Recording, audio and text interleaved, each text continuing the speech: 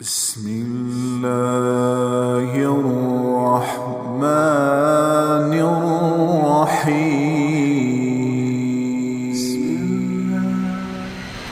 ایک چھوٹا سا کتے کا بچہ کہیں ہمارے گھر آ گیا. ہماری ماں زندہ تھی، باپ فوت ہو گئے تھے، ہم دونوں بھائی غیر حاضر.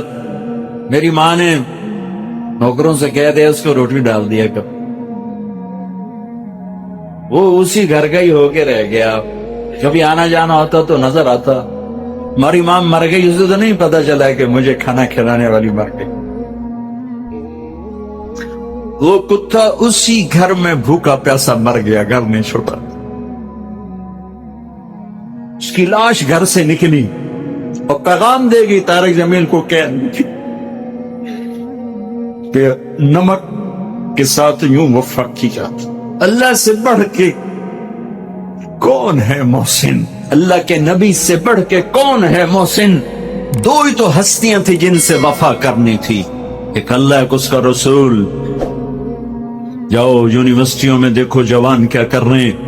کو ایجوکیشن نے کیا قیامت کھا دی ہے. حیا کے جنازے کب کے اٹھ گئے. غیرت کا دامن تار تار. حیا کسی کونے میں آنسو بہاتا پھر رہا ہے. صرف زندہ باد مردہ باد سے اللہ کی مدد اترتی تو کب کی اتر چکی ہوتی. جلسے جلوسوں سے اللہ ساتھ ہوتا تو کب کا ہو چکا ہوتا. زندگیاں بدلنی پڑیں گی، زندگیاں بدلنی پڑیں گی. اتنی وفا کتے جتنی وفا پہ آنا ہوگا. چلو انسانوں جیسی نہ صحیح، جانور جیسی کر لو، جانور جیسی. تو یہ دنیا بھی تمہاری ہے، آخرت بھی تمہاری. اللہ اقبال کی خبر ٹھنڈی کرے کہ محمد سے وفا تو نے تو ہم تیرے ہیں. یہ جہاں چیز ہے کیا لوح و قلم تیرے. پانچویں آسمان پہ ہارون علیہ السلام کھڑے ہیں پھولوں کے ہار لے کر.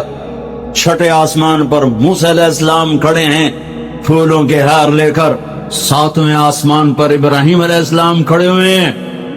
نبی کہہ رہے تھے ہمارے بھائی آ گئے، ہمارے بھائی آ گئے، نبی آ گئے، بھائی آ گئے.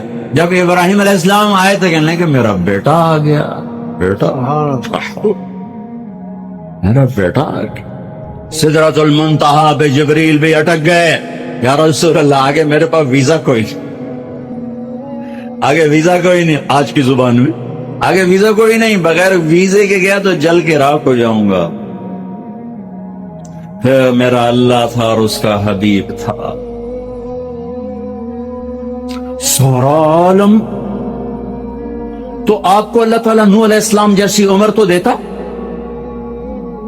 اگر آپ کی عمر نوح علیہ السلام جتنی ہوتی تو آج ہم بھی صحابی ہوتے. جو 1450 سال عمر پائی انہوں نے. اور سلیمان علیہ السلام جیسا تخت دیتا، ذوالقرنین جیسے لشکر دیتا. کائنات کے سب سے بڑے نبی اور سب سے بڑے فقیر، سب سے بڑے نبی، سب سے بڑے فقیر. تو آئندہ آنے والی نسلوں کے لیے ہدایت کا نظام کیا بنایا؟ 1,24,000 صحابہ کھڑے کیے اور ان کو حج کے میدان میں عرفات میں جمع کیا. اور 1,24,000 نبیوں نے جو کام کیا تھا دعوت دینا، وہ اپنی امت کو منتقل کیا. فَلْيُبَلِّغِ الشَّاهِدُ الْغَائِبَ 10 تاریخ کو. پھر 11 فَلْيُبَلِّغِ الشَّاهِدُ الْغَائِبَ فَلْيُبَلِّغِ الشَّاهِدُ الْغَائِبَ. میرا پیغام آگے پہنچانا تمہارے ذمہ ہو گیا. اس امت کو دعوت کا کام ملا، اس امت کو دعوت کی محنت ملی اور دین کی حفاظت ملی اور دین کو جان مال سے زیادہ عزیز کرنا ملا. اور ان صحابہ نے نبیوں کی طرح دین کو پانی دے کر دکھایا. اور آج دین ہمارے پاس پہنچا ہوا ہے. اس کے پیچھے 1,24,000 نفوس کی خوبصورت زندگی ہے اور ان کا عالی ہے. کیا اللہ ان کی تعریف کرتا ہے؟ محمد الرسول اللہ والذین معہ. یہ جو میرے نبی ہیں، یہ میرے رسول ہیں، جو ان کے ساتھی ہیں نا، یہ کیسے ہیں؟ اشداء علی الکفار، کفر پہ بڑے شدید. رحماء بینہم آپس میں بڑے مہربان، تراہم رکعن سجدن، کہ کبھی میں ان کو دیکھتا ہوں رکوع میں، کبھی ان کو دیکھتا ہوں سجدے میں، تو بھی دیکھ یہ رکوع میں یہ سجدے میں، یبتغون فضلا من اللہ ورضوانا، یہ صرف میری رضا کے لیے، میری رضا کے لیے، کبھی سجدے میں، کبھی رکوع میں، کبھی میرے پیغام کو لے کر پھرے۔ ہائے ہائے ہائے، پھر مجھے اقبال یاد آ گیا، دی اذان نے کبھی یورپ کے کلیساؤں میں، کبھی افریقہ کے تپتے ہوئے صحراؤں میں، شان آنکھوں میں نہ جچتی تھی جہاں داروں کی، کلمہ پڑھتے تھے ہم چھاؤں میں تلواروں کی، نقش توحید کا ہر دل پہ بٹھایا ہم نے، زیر خنجر بھی یہ پیغام سنایا ہم نے۔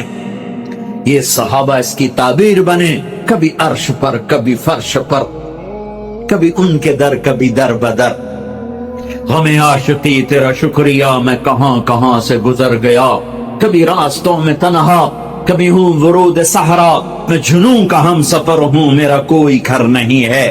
یہ اس پاکیزہ جماعت نے میرے نبی کے پیغام کو اٹھایا اور دنیا کے آباد کناروں تک پہنچایا۔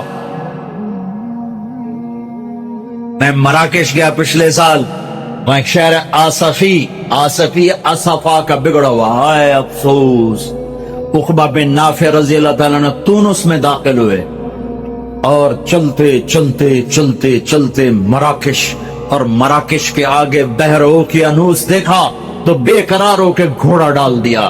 جب سمندر کی موجوں نے گھوڑے کو روکا تو آسمان کی طرف تلوار اٹھا کر کہا، میرے رب ہائے افسوس، میرے پاس اسباب نہیں اس سمندر کو پار کرنے کے، اگر میرے پاس اسباب ہوتے اور مجھے پتا ہوتا کہ اس پار بھی کوئی رہتا ہے تو میں تیرا پیغام اس پار بھی پہنچاتا۔ الجزائر میں سوئے ہوئے ہیں ابو رویفہ انصاری لیبیا میں، ابو زمعہ بلبی تیونس میں، ابو لبابہ انصاری تیونس میں، ابو زمعہ حدیبیہ میں اللہ کے نبی کے حجام تھے، آپ کا اسرا، آپ کے سر پہ اسرا پھیرا ابو زمعہ، ان کی قبر کے ساتھ اللہ کے نبی کے بال بھی جو ان کے ساتھ ہمیشہ رہتے تھے وہ بال بھی وہیں دفن ہیں۔ میں کیروان گیا ابھی جنوری میں تو وہاں زیارت کی قبر کی، ایک جماعت اٹھی نبیوں کی طرح جنہوں نے اللہ کے پیغام کو دنیا کے آخری کنارے تک پہنچایا اور دنیا میں جنتی ہونے کا ٹائٹل لیا۔ آپ مسجد میں داخل ہو رہے تھے، آپ کے دائیں طرف ابوبکر تھے، بائیں طرف عمر تھے، لوگ سامنے بیٹھے تھے، آپ نے ان کے یوں ہاتھ پکڑ لیے، دیکھو ہکذا نحشر یوم القیامہ، قیامت کے دن ہم تینوں ایسے اٹھائے جائیں گے کہ میرے دائیں طرف ابوبکر ہوگا، میرے بائیں طرف عمر ہوگا، ہم ایسے قیامت کے دن اٹھائے جائیں گے۔ آپ نے فرمایا میرا ایک امتی ہے، جب جنت کے دروازے پر آئے گا تو 8 دروازے کہیں گے مرحبا مرحبا، اجی حضرت آپ ادھر سے گزرے، جی نہیں آپ یہاں سے گزرے، حضرت آپ یہاں سے گزریں، بھائی آپ ادھر سے آ جا، بھائی ادھر سے، بھائی ادھر سے، 8 دروازے پکار رہے ہیں۔ سلمان فارسی ایسے ہو کر کھڑے ہوئے، یا رسول اللہ کون ہے یہ؟ آپ نے کہا یہ ابو بکر بن ابی قحافہ، یہ ہے ابو بکر بن ابی قحافہ جس کو جنت کا ہر دروازہ کہے گا ادھر ادھر ادھر ادھر ادھر۔ پھر ہمیں کہا عمر رات ایک محل دیکھا بڑا زبردست جنت میں، ایک اینٹ جو یاقوت کی، ایک زمرد کی، ایک موتی کی۔ میں نے کہا کس کا ہے؟ مجھے کہا کہ ایک قریشی کا ہے، تو مجھے خیال ہے میرا ہوگا، اتنا عالی شان۔ تو میں آگے بڑھا تو فرشتے نے کہا آپ کے غلام عمر بن خطاب کا ہے۔ پھر آپ نے عثمان کو دیکھا، عثمان جنت میں ہر نبی کا ایک رفیق ہے، میرا رفیق تو ہوگا۔ پھر علی پاس بیٹھے تھے، انہوں نے کہا ہاتھ پکڑا اور یوں قریب کر کے اپنے سینے کے ساتھ کہتے ہیں، کہا علی راضی ہے جنت میں تیرا گھر میرے گھر کے سامنے ہوگا، راضی ہو؟ اور ذری پھوٹ پھوٹ کے رو پڑے کہ بس یا رسول اللہ مجھے اور کیا چاہیے، اگر میرا گھر آپ کے گھر کے سامنے ہے تو مجھے اور کیا چاہیے؟ ہو گیا، راضی ہو گیا۔ طلحہ زبیر، ہر نبی کے جنت میں ایک خادم، ہر نبی کا ایک خادم، میرے 2 خادم، ایک طلحہ ایک زبیر۔ ابو بکر جنتی، عمر جنتی، عثمان جنتی، علی جنتی، طلحہ جنتی، زبیر جنتی، سعد بن ابی وقاص جنتی، عبد الرحمن بن عوف جنتی، ابو عبیدہ بن جراح جنتی، سعید بن زید جنتی. 10 آدمیوں کو آپ نے ایک سانس میں بشارت دی کہ یہ 10 جنتی جنتی جنتی جنتی، جن کو 10 مبشرہ کہا جاتا ہے. 10 مبشرہ. بدر والے یہ کون ہیں؟ میرے نبی نے کہا اللہ کہہ رہا بدر والو جو مرضی کرو میں نے معاف کر دیا. حدیبیہ یہ کون ہیں؟ لقد رضی اللہ عن المؤمنین، میں حدیبیہ میں آپ کے ہاتھ پر بیعت کرنے والوں سے راضی ہو گیا. باقی سارے صحابہ کلن وعد اللہ الحسنى، میرا وعدہ ہے میرے محبوب تیرا کوئی صحابی جہنم میں نہیں جا سکتا. سب جنتی، سب جنتی. ایک جماعت تیار ہو گئی سندھ سے، اور اللہ کے پیغام کو ہے. جب اللہ کے نبی کا انتقال ہوا تو عرب مرتد ہو، صرف مکہ، طائف، مدینہ 3 اسلام پہ باقی رہے، باقی سب نے اسلام چھوڑ دیا اور کانپ کے رہ گیا مدینہ. 1400 سال میں 2 آدمیوں کے بارے میں ایک بول کہا گیا جو میں سنانے لگا ہوں. 1400 سال میں صرف 2 آدمی. لولا ابو بکر لما عبد اللہ، اگر ابو بکر نہ ہوتے تو دین مٹ جاتا، اللہ کا کوئی ماننے والا نہ رکھا. پھر کوئی 200 سال کے بعد لولا احمد لما عبد اللہ، اگر احمد بن حنبل نہ ہوتے تو اللہ کا نام لینے والا کوئی نہ باقی رہتا. یہ 2 آدمیوں کے بارے میں تاریخ بولی ہے، سب کے فضائل ہیں، پر یہ لفظ 2 آدمیوں کو ملا ہے، ایک صدیق کو، ایک امام احمد بن حنبل کو. اس کے پیچھے پوری تاریخ ہے، ابھی موقع نہیں اس کے بیان کرنے کا، پوری تاریخ ہے. سارا عرب مرتد ہو گیا اور مدینہ ہل کے رہے، کانپ کے رہے. ایک صدیق کا دم تھا جس نے مدینے کو بھی سنبھالا، ایمان والوں کو بھی سنبھالا، اور مرتدین کے سامنے بھی سیسا پلائی دیوار بن گئے، آخری چٹان بن گئے، اور ہر کفر کی آندھی کا رخ پھیر دیا. ہر ارتداد کے حملوں کا منہ موڑ کر انہیں ہوا منبثہ کر دیا. ایک دفعہ نکلے، پھر دوبارہ نکلے، تیسری دفعہ نکلنے لگے تو حضرت علی نے گھوڑے کی لگام پکڑ، کشم سیفک ولا تفجعنا بنفسک. ابو بکر میں تمہیں اللہ کے نبی کا قول یاد دلاتا ہوں جو احد کی جنگ میں انہوں نے تمہیں کہا تھا، وہی آج میں تمہیں کہتا ہوں، اپنی تلوار نیچے کر لے، اپنی موت سے ہمیں تکلیف میں نہ پہنچا. تو مر گیا تو اسلام کا سنبھالنے والا کوئی نہ ہوگا. تو ابو بکر صدیق نے گھوڑے کی لگام چھڑائی، کہا علی میرے بارے میں مجھے کوئی نصیحت نہ کر، میں اپنے ہوتے ہوئے دین میں کمی برداشت نہیں کر سکتا. پھر نکل گئے، یہاں تک کہ ارتدا 1 سال ایسے گھومی ہے جنگ کی چکی، ایک پل چین نہیں تھا، لیکن 1 سال میں سارے ارتداد کی آگ کو ٹھنڈا کر دیا. اور پھر 1 سال کے بعد شام کی طرف، عراق کی طرف بھیجا ہے صحابہ کو اللہ کا پیغام دے کر کے جاؤ اقوام عالم کو اللہ کا پیغام. یہ فاتح بن کے نہیں نکلے تھے، ملک فتح کرنے نہیں نکلے تھے، یہ اللہ کا پیغام لے کر نکلے تھے. بھائیو، دنیا میں دین کے زندہ ہونے کا سبب نبیوں کی محنت دعوت، جس کو صحابہ نے زندہ کیا تو 3 بر اعظم میں اسلام کی شکلیں قائم ہو گئی.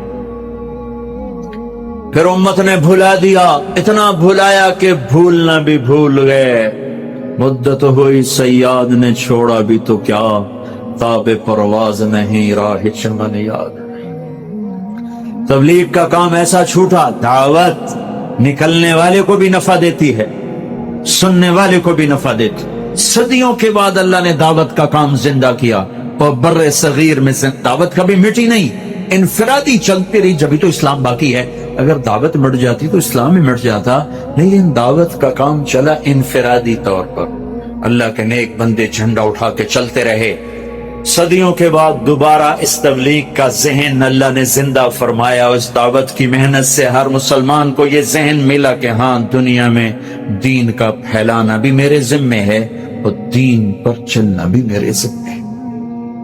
ابھی ذہن بنا ہے, ابھی عمل سے بہت دور ہیں, ابھی ذہن بنا ہے. یہ بھی بہت بڑی اچیومنٹ ہے کہ ذہن بنا ہے. کچھ تصور ہی نہیں تھا کہ ہم اللہ کو راضی کرنے کے لیے آئے ہیں. آخرت ہماری منزل ہے, اللہ ہماری منزل ہے, جنت ہمارا ٹھکانہ ہے, دنیا گزرگاہ ہے. کون جانتا تھا؟ نماز روزے تک بس اسلام رہ گیا تھا, حج عمرے تک اسلام رہ گیا تھا. شکاری نے چھوٹا سا آشیانے سے پرندہ انڈے سے نکلا ہی بچہ اٹھا لیا اور آ کر اپنے پنجرے میں بند کر دیا. ایک کوٹھالی میں پانی رکھ دیا, ایک کوٹھالی میں اس نے دانا رکھ دیا. اس کی آنکھ کھلی تو اس نے پانی اور دانا دیکھا. ایک چھوٹا سا پنجرا دیکھا, اس نے اسی کو اپنا آسمان سمجھا, اسی کو اپنی فضا سمجھا, اور دانے اور پانی تک جانا اپنی زندگی کی پرواز سمجھا. تو اسی میں وہ پروان چڑھ کے اسی کا وہ عادی ہو گیا. ایک دن شکاری کو رحم آیا, اس نے اگر پنجرے کا دروازہ کھولا تو بچہ جا اپنی فضاؤں کی طرف لوٹ جا, اپنے چمن آشیانے کی طرف لوٹ جا. تو پرندہ بڑی معصومیت سے کہتا ہے تاب پرواز نہیں, راہ چمن یاد نہیں, مدت ہوئی صیاد نے چھوڑا بھی تو کیا, تاب پرواز نہیں, راہ چمن یاد نہیں. میرے دوست, تو نے مجھے اس وقت چھوڑا ہے جب میں اڑنا بھی بھول چکا ہوں اور اپنے چمن کی راہیں بھی بھول چکا ہوں, اپنے آشیانے کو بھول چکا ہوں. بس مجھے اسی دانے پانی پہ رہنے دے, اسی پنجرے میں پھڑ پھڑانے دے. یہی میری دنیا ہے. یہ دکان کا پنجرا, یہ فیکٹری کا پنجرا, یہ وزارت کا پنجرا, یہ روٹی کا پنجرا, یہ پانی کا پنجرا, یہ گاڑیوں کے پنجرے, ان کو کہتے ہیں اور نکلو, وہ کہتے ہیں تاب پرواز نہیں, راہ چمن یاد نہیں. ایک فون آیا, میں روم سے واپس آ رہا ہوں پاکستان کے لیے. ایئرپورٹ پر فون آیا کہ جی میں ملک نعیم بول رہا ہوں, میری زندگی بدل گئی, میری زندگی بدل گئی. میں شراب پیشتا تھا, آپ بیان کر کے گیا, میں 2 راتیں سو نہیں سکا, میں نہیں سو سکا. آخر میں اپنے ضمیر کی آواز کو نہیں دبا سکا, میں نے سب کچھ توڑ پھوڑ دیا ہے اور میں نے سب ختم کر کے توبہ کی ہے. اور مجھے یوں لگتا ہے کہ میں نہا کے فریش ہو کے باہر آ گیا ہوں, مجھے سکون آ گیا, مجھے سکھ آ گیا ہے. کہو نا پولی, جرم سے نفرت کرو مجرم سے نہیں, شراب سے نفرت کرو شرابی سے نہیں, جھوٹ سے نفرت کرو جھوٹے سے نہیں, برائی سے نفرت کرو برے سے نہیں, تو تمہیں بڑے بڑے ہیرے ملیں گے, بڑے بڑے ہیرے ملیں گے. جو گندگی میں پڑے ہوئے ہیں صرف ان کو دھو کے سجانے کی ضرورت ہے. جس انسان مرد عورت کے اندر کلمہ ہے وہ بہت قیمتی ہے, چاہے کوئی سٹیج پہ ناچ رہی ہے اور چاہے کوئی جوے کا اڈا چلا رہا ہے, اندر کہیں نہ کہیں اللہ کی چپ موجود ہے. کوئی جا کے ایکٹیویٹ کر دے, کہیں نہ کہیں محمد رسول اللہ صلی اللہ علیہ وسلم والی چپ موجود. میرا اپنا کزن تھا, جوانی میں مر گیا, ساری زندگی پینے پلانا. اس کی گاڑی میں بیٹھا تھا, وہ چلا رہا تھا, میں پاس بیٹھا تھا. مجھ سے کہنے لگا طارق بھائی میں نے آج تک کبھی بیت اللہ کی طرف منہ کر کے تھوکا. میں نے اس کو ایسے دیکھا, اور اس کی نماز سال میں 2, عید الفطر, عید البقر, یا میں کبھی پکڑ کے لے آ کے آؤ بھائی نماز پڑھ لیں بس. لیکن اندر میں چپ موجود ہے. مجھ سے کہنے لگا میں نے کبھی بیت اللہ کی طرف منہ کر کے تھوکا نہیں, مجھے شرم آتی. مسلمان کو ہلکا نہ سمجھو. یہ جھوٹ موٹ سے نہیں کہتا میں مسلمان ہوں, اس کو گلے سے لگا, تو میرا بھائی ہے. پھر اس کے اندر سے نکلیں گے جوہر. ہر ایک کو رد کرنا, ہر ایک کو رد کرنا, ہر ایک سے نفرت کرنا. میرا ملک جل گیا ہے نفرتوں کی آگ میں, ہر شعبے میں نفرت نفرت نفرت نفرت.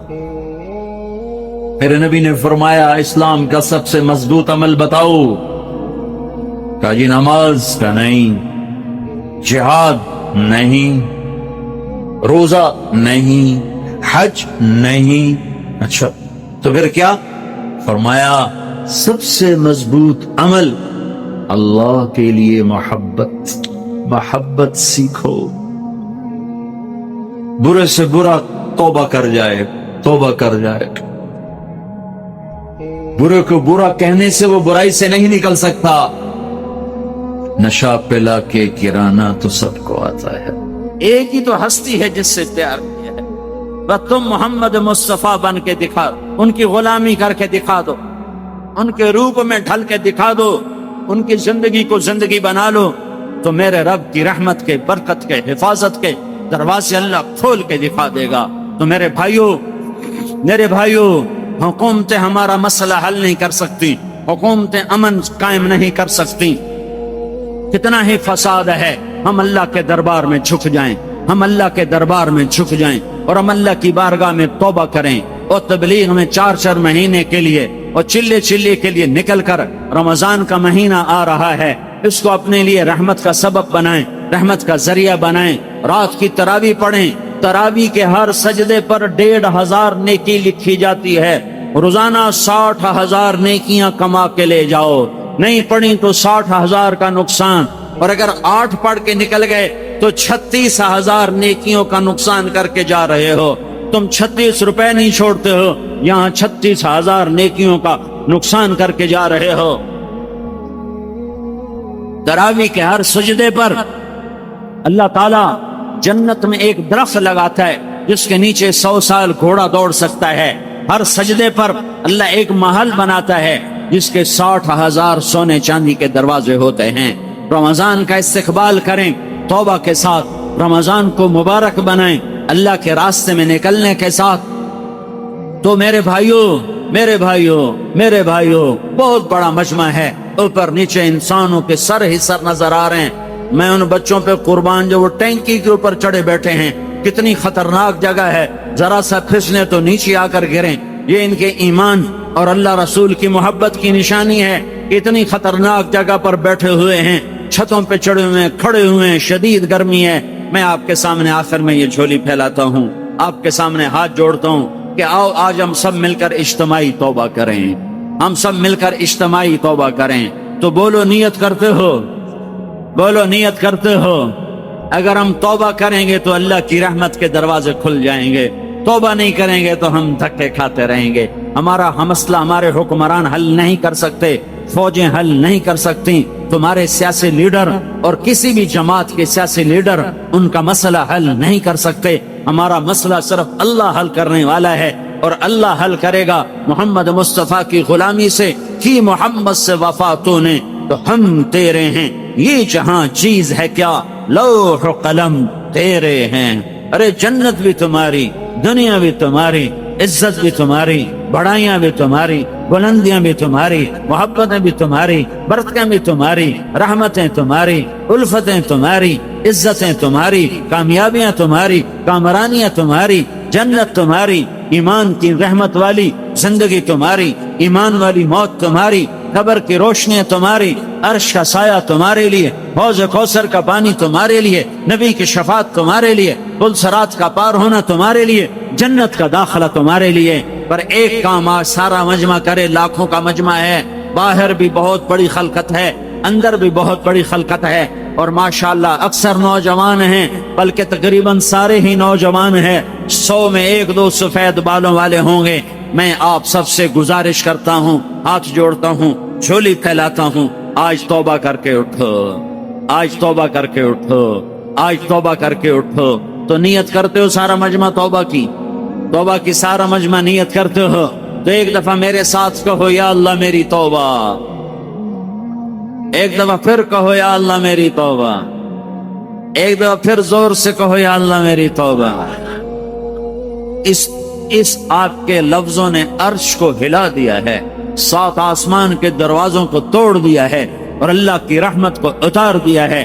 ایک آدمی توبہ کرے تو 7 آسمان میں روشنیاں ہو جاتی ہیں, اور سارے فرشتے حیران ہو کر پوچھتے ہیں یہ روشنیاں کیسی ہیں. تو بتایا جاتا ہے آج ایک بندے نے توبہ کی ہے, اس کی خوشی میں اللہ نے 7 آسمان پہ روشنیاں کی ہیں. جب یہ لاکھوں کا مجمع آج توبہ کرے گا اور اکثر نوجوان ہیں, تو میرا اللہ کتنا خوش ہوگا. تم توبہ کرو, اللہ کے ذات پر امید رکھو اور مظلوم بن جاؤ، مظلوم بن جاؤ، مظلوم بن جاؤ، مظلوم بن جاؤ، ہتھیار پھینک دو اور کہو یا اللہ اسلمت نفسی الیک ووجہت وجہی الیک وفوضت امری الیک والجأت ظہری الیک رغبتا ورہبتا الیک آمنت بکتابک الذی انزلت وبنبیک الذی ارسلت انی وجہت وجہی للذی فطر السماوات والارض حنیفا وما انا من المشرکین۔ یہ نیت تم کر لو کہ یا اللہ میں تیرا ہو گیا، تیرے نبی کا ہو گیا، پھر حفاظت تیرے رب کے ذمے۔ اس نے چھری کے نیچے سے، خلیل کے چھری کے نیچے سے اسماعیل کو بچایا، فرعون کی چھری سے موسیٰ کو بچایا، تپتی ہوئی بھڑکتی ہوئی آگ میں ابراہیم خلیل کو بچایا، مچھلی کے پیٹ میں یونس کو بچایا، مکڑی کے جالے سے اپنے حبیب کو بچایا، صحرا میں بنی اسرائیل کو بچایا۔ وہ حفیظ ہے، وہ وکیل ہے، وہ کفیل ہے، وہ رقیب ہے، وہ نصیر ہے، وہ علیم ہے، وہ ولی ہے، وہ شہید ہے۔ کفا باللہ وکیلا، کفا باللہ شہیدا، کفا باللہ رقیبا، کفا باللہ نصیرا، کفا باللہ شہیدا، کفا باللہ علیما، کفا بربک ہادیا ونصیرا، الیس اللہ بکاف عبدا فسیکفیکہم اللہ وہو السمیع العلیم۔ تو میرے بھائیو، آپ کی توبہ پر آپ کو مبارک ہو کہ آپ سارا مجمع اس وقت ایسے بیٹھے ہو جیسے ابھی ماں نے جنا ہو، جیسے ابھی ماں نے جنا ہو، جیسے ابھی ماں کے پیٹ سے نکلے ہو۔ آپ کے سارے گناہ معاف ہو گئے، آپ کے سارے گناہ معاف ہو گئے۔ جتنی جلدی اللہ مانتا ہے اتنی جلدی نہ ماں مانتی ہے، نہ باپ نہ بیوی۔ جتنی جلدی اللہ مانتا ہے، یا اللہ معاف، اللہ کہتا جاؤ معاف کر دیا۔ ساری زمین گناہوں سے بھر دی، یا اللہ معاف، اللہ کہتا جاؤ معاف کر دیا۔ ساری دھرتی سے لے کر آسمان تک گناہ بھر دیے، یا اللہ معاف، تو اللہ کہتا جاؤ معاف کر دیا۔ ابھی تمہیں 100 قتل والے کی بات تو سنائی کہ اللہ نے کہا چلو جنت میں لے جاؤ، مقتولوں کو ہم خود ہی جزا دے دیں گے، بدلہ دے دیں گے۔ تو توبہ تو کر لی نا سب نے بھائی، پکی توبہ کی ہے نا؟ اور انشاءاللہ تبلیغ میں وقت لگاؤ گے؟ سارے لگاؤ گے؟ ہاتھ کھڑے کر کے بتاؤ اتنوں کو میں نام ماشاءاللہ۔ جن کے 4 مہینے نہیں لگے وہ اس سال کے اندر 4 مہینے کی نیت کر لو، اور سال کے اندر اپنے چلے کی نیت کر لو۔ جمعرات کو مدنی مسجد باقاعدہ جاؤ اور اپنی محلوں کا مسجدوں کا گشت کرو، اور مہینے میں 3 دن اللہ کے راستے میں نکلنے کی ترتیب بناؤ۔ رمضان میں ضرور اللہ کے راستے میں نکلو۔ اس سے فارغ ہو تو جو اعتکاف میں بیٹھ سکتے ہیں اعتکاف میں بیٹھو، اور اللہ سے رو رو کے مانگو کہ یا اللہ ہمارے دیس پہ رحم فرما، کرم فرما۔ پتہ نہیں کس کا رونا اللہ کو پسند آئے اور امت کی ہدایت کا فیصلہ ہو جائے۔ تو سارے بھائی نیت کرتے ہیں نا اس کی؟ اردن میں ہماری جماعت گئی تھی، ہم اسرائیل بارڈر پر چلے گئے۔ آنا جانا بات چیت ہوتی رہی تھی، کیونکہ کچھ عرب ادھر رہتے ہیں اور کچھ عرب ادھر رہتے ہیں، رشتہ داریاں ہیں۔ میں نے کہا یہ یہودی ہم سے پوچھتے ہیں تمہاری فجر میں نمازی کتنے ہوتے ہیں اور تمہارے جمعہ میں نمازی کتنے ہوتے ہیں؟ ہم نے پوچھا یہ تحقیق کیوں کرتے ہیں؟ انہوں نے کہا ہماری کتابوں میں یہ ہے کہ جب فجر کی نماز کے نمازیوں کی تعداد جمعہ کے نمازیوں کے برابر ہو جائے گی، یہودی دنیا سے مٹ جائیں گے۔ اب یہاں فجر 1.5 صف ہوتی ہے اور جمعہ میں باہر بھی صفیں بچھانا پڑتی ہے۔ چلو میں کہتا ہوں مان لیا جائے کہ 1/3 طبقہ باہر سے آیا ہوا ہے، یہ 2/3 یہیں سے اٹھ کر آیا ہے، یہ ہر نماز میں کیوں نہیں آتا؟ ایک شخص ملا، مجھ سے کہنے لگا میں نے 35 لاکھ کی گھڑی 50,000 کی جوتی پہنی ہوئی ہے۔ میں حیران ہوا، میری نظر امت کے غریبوں پر گئی۔ 95% لوگ نماز چھوڑ چکے ہیں۔ رمضان المبارک میں بھی 20% لوگ نمازی نہیں، لیکن فلسطین کے بارڈر پر جماعت کے ساتھ تھا۔ مجھے وہاں کے مسلمانوں نے بتایا کہ اسرائیلی پوچھتے ہیں کہ تمہاری صبح کی نماز میں نمازی کتنے ہوتے ہیں؟ کہنے لگے کہ یہ بار بار پوچھتے ہیں۔ مولانا سعید احمد خان صاحب رحمۃ اللہ علیہ اور سنت پر عمل، جس نے حضور اقدس صلی اللہ علیہ وسلم کے شب و روز دیکھنے ہوں وہ حضرت مولانا سعید احمد خان صاحب کو دیکھ لیتا۔ وہ غیر اختیاری طور پر سنتوں پر عمل کرتے تھے۔ 92 سال کی عمر میں فوت ہوئے۔ میرا بھائی ڈاکٹر طاہر کمال سفر حج میں میرے ساتھ تھا، مجھ سے کہنے لگا بابا جی سارا دن بستر پر نڈال ہو کر ایسے پڑے رہتے جیسے سانس ہی نہیں، لیکن حیرت ہے جب نماز کا وقت ہوتا ہے تو نامعلوم उनके अंदर कहाँ से ताकत आ जाती है। कोशिश बहुत हुई कि उनकी कब्र जन्नतुल बकी में न बन सके, लेकिन आखिरकार जन्नतुल बकी की मिट्टी नसीब हुई। एक दफ़ा एक सफ़र में थे, अफ्रीका के एयरपोर्ट पर पहुंचे तो वहाँ एक साहब ने हजरत के कपड़ों का सवाल किया कि अपना सूट मुझे दे दे। हजरत ने जितने भी सूट और कपड़े थे वो तमाम उसे दे दिए। सफ़र के साथी ने अर्ज किया कि आपके पास मस्जिद पहनने के लिए और कपड़े नहीं है।